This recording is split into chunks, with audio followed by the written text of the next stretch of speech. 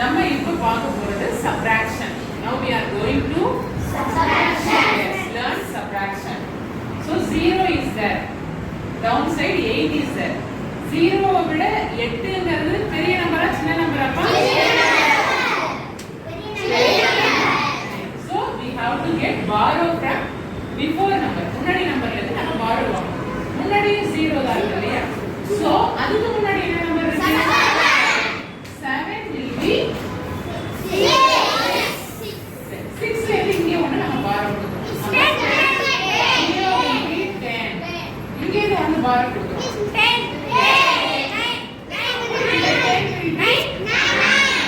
Okay.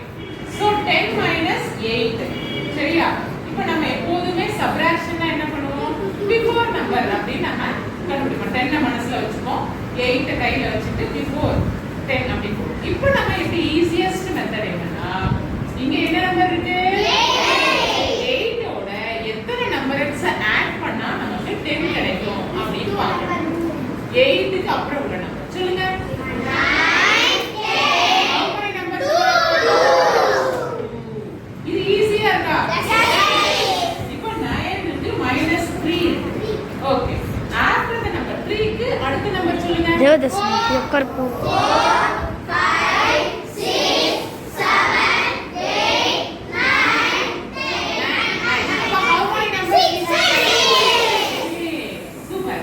6 minus 5? 1 Very good. 1. இப்போ 9 minus 4 இருக்கு. இப்போ இதுல சின்ன நம்பர் 4 இல்லையா? Yes. 5 6 7 8 9 So 85,162. This is the answer. Okay. இந்த மெத்தட்ல போட்டா ஈஸியா இருக்கா? borrow வாங்கும் பொழுது உங்களுக்கு நம்பர் பெரிய நம்பர் கிடைச்சது. அதிலே இருந்து மைனஸ் பண்ணும்போது பண்ணும்பொழுது இப்படி ஈஸியா இருக்கு. பிஃபோர் ஆஃப்டர் போடாம அதுக்கப்புறம் நம்ம கையில வச்சு ஆட் பண்ணும்போது ஈஸியா இருக்கு. Okay, very good.